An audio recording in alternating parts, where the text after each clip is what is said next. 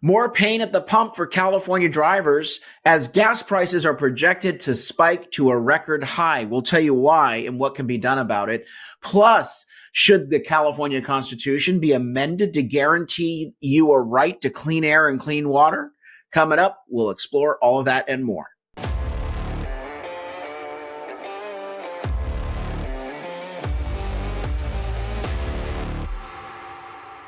I'm Carl DeMaio, chairman of Reform California, and no surprise, the annual spike in gas prices is about to happen once again.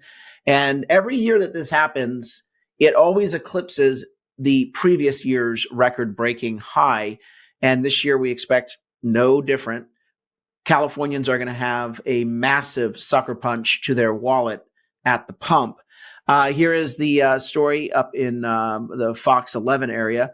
Southern California gas prices continue to climb with a 40-cent increase, 40.4-cent increase in just the last 30 days alone. We are now looking at $5.34, which is in the Los Angeles County area average. Your area may be more expensive. And so we have a massive increase in just the last month of about 40.4 cents. They are predicting that we might actually see a record $6.46 hit in this year's tally. Now, why are these prices going up? Same reason they always claim: unplanned maintenance at refineries. Well, that's not true. It's only somewhat relevant. The real reason why our gas prices spike in California is because we have a disruption of not only crude oil supply, but a disruption in our refining capacity. Not an increase in demand, by the way. I'll explain that in just a moment.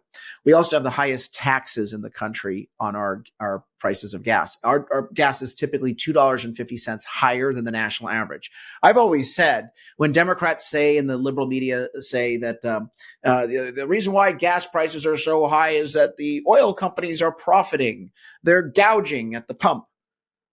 So only in California do oil companies have a motive to make profits and price gouge? Like the other 49 states, somehow they're being good actors? Again, that's why I always go back to refuting that allegation by pointing out that our gas prices, no matter what day of the week, no matter what month, no matter what demand or supply demand calculation of foreign oil versus domestic oil, gas prices in California are $2.50 higher than the national average, no matter where or when we are looking at. And so what is driving our gas prices higher? First, taxes. Here's the California Globe breaking it down quite nicely. According to the California Energy Commission, $1.30 of the $2.50 is a increase in the highest gas taxes in the country. And by the way, these numbers are a little old, so the number is actually more like $1.40 today. And so you have the state excise tax, the federal excise tax. They've got the low carbon fuel standard, the cap and trade tax, which is anything that's carbon gets taxed on top of it, state and local sales tax, and the various regulatory fees. In this case, the state underground storage tax, $1.30. This was in 2022. Today, this is more like $1.40 to $1.45. Next thing to look at is the fact that we are choking the supply of crude oil. Here's a graph that goes all the way back to 1982. Okay. Now, first thing I want you to note is that we are actually using less oil in California with a larger population than we were in 1982. Because here's this number here, 600 million barrels needed per year. And here we are right across. We are down to nearly 500 million barrels. So we have been more energy efficient, fuel efficient. So it's not an increase in demand, even though we have more cars and more population. Here are the numbers that you really need to look at. This blue bar here is California oil and gas. So pumping oil in California means that it's done here locally. It doesn't have to go into a tanker and be shipped. It can be accessed pretty easily with very low transportation costs. The California oil and gas production used to be more than 50%, about 55% of our consumption. Now it's less than 20%. So we went from 55% of our oil being produced by our own state to less than 20%. Meanwhile, you have Alaska going down to a paltry maybe 15% there. And then here you got a 7% foreign oil consumption in 1982. Take a look today. Nearly 60% of our oil comes from foreign countries, and most of those foreign countries do not have a good human rights record. And so that oil, that foreign oil, has to be shipped. It's not produced in an environmentally sound way. You know, California has the strictest environmental rules. So if it was being done here, you'd have much more compliance on the environment. But it's shipped in oil tankers, which costs a lot more money. The other thing that you need to know, and I don't have the graph on it, but I can just tell you where we are. Oil refineries, our supply, our capacity is way down. We've not allowed a permit for an oil refinery since the 1970s. And we've lost 30% of our oil refineries, our gasoline refineries, since 2005. A third of our refineries have shut down because they can't make money, because it's so costly, so burdensome to refine gas in California. We also have regulations on the type of gas. You know, California's summer winter blend, much more expensive than anywhere else in the country. So you're paying the $2.50 higher for all of these reasons.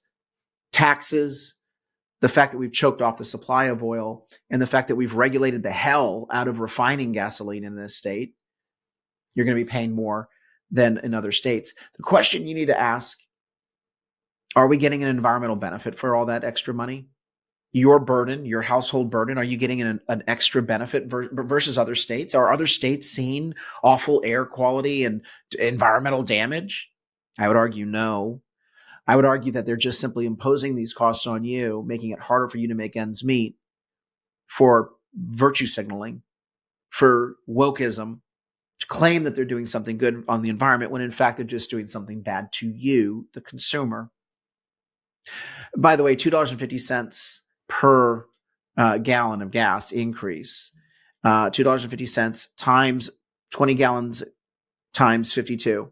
That is a 20-gallon tank on a car times $2.50 per gallon, which is the higher cost versus the national average, times 52 weeks a year. So if you gas up your car once a week for 20 gallons, you're going to be paying $2,600 more in higher cost of operating that vehicle for just gas, just because you live in California. By the way, that's that's post-tax money. So pre-tax money, you probably have to earn $3,500, $3,400 to actually pay your extra California surcharge on gasoline. That's per driver. 2-car family, it's $5,200 and probably about $7,000 extra of your household income just in the form of the cost of your gas. It adds up. That's why I go through the math for you on these shows. Now, in the meantime, California politicians want to add a constitutional amendment to give you, a citizen, the right to clean air, water, and a protected environment. The question is why? Well, when you add something to the Constitution, then it becomes much more enforceable. People can sue if they don't think the air is clean enough or the water is clean enough, or that you're doing something that might not achieve those things. This could be quite dangerous. No one's against clean air, clean water. I love clean air, clean water. Nobody in their right mind would be against it. But in California, making this an amendment to our Constitution and a legally enforceable constitutional provision will have a ripple effect on all sorts of statutes and regulations, resulting in a higher cost to you. And there may not even be a cost-benefit analysis, because there's no right in the California Constitution to an affordable cost of living. Wouldn't that be beautiful if we put that in the Constitution? And so when this language goes in the Constitution, if it goes in, it will have a ripple effect on all sorts of laws and regulations that you do not even understand right now, that we cannot even predict right now, but it will definitely eliminate any cost-benefit analysis. It will say that the Constitution dictates that clean air, clean water must take priority over anything else because it's a constitutionally enforceable provision.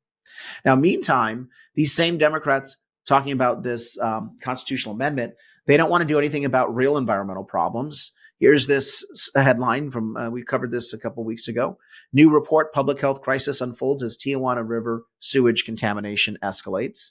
Being someone who lives in San Diego, I am well familiar with the 60-year drama of contaminated sewage spilling out from Tijuana's wastewater plants, which are so inadequate, and contaminating San Diego beaches and bays, and causing us to have to force our people out of water, imposing illnesses on our residents, and shutting down our beaches. In fact, in Imperial Beach and in Coronado, the beaches are usually shut half the year. It's atrocious. This is a public health crisis and an environmental crisis, and yet because the Democrat politicians in San Diego and in California writ large don't want to offend their Mexican counterparts, this is actually not being addressed.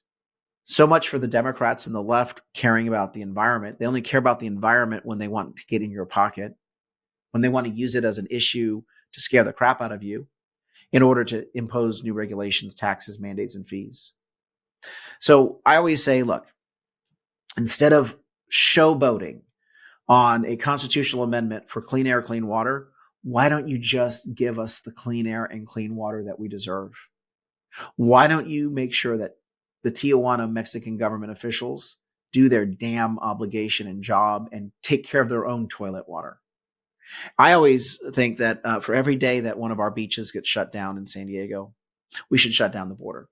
We should make it clear that there's an economic penalty for the Tijuana government not doing its job. The reason why they don't treat their sewage water and properly manage their sewage system is that they know that the water flows north, not south.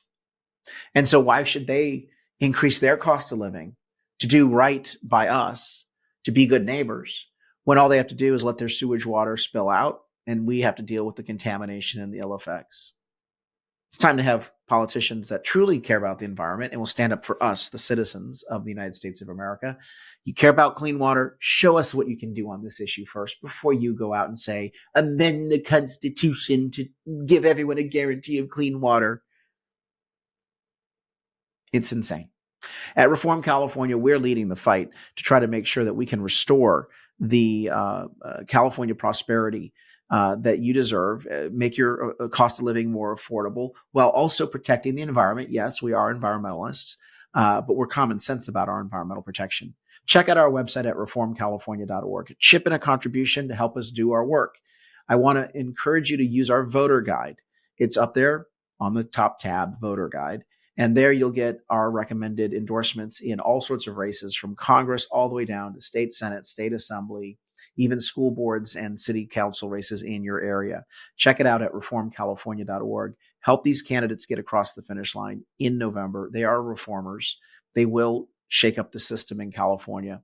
They will do right by your pocketbook, your household budget, and they will do right by the environment as well. Until next time, Carl DeMaio, chairman of Reform California. Help us break through the censorship of the liberal media. Like this video, subscribe to this channel, and smash that notification button so you can stay up to date on all the developments in California news and politics. Also, please visit the website, reformcalifornia.org, for ongoing news coverage and to join one of our campaigns in the fight to take back our state. If you can, please sign up as a volunteer or chip in a contribution. This episode of Reform California with Carl DeMaio, paid for by Carl DeMaio for State Assembly 2024.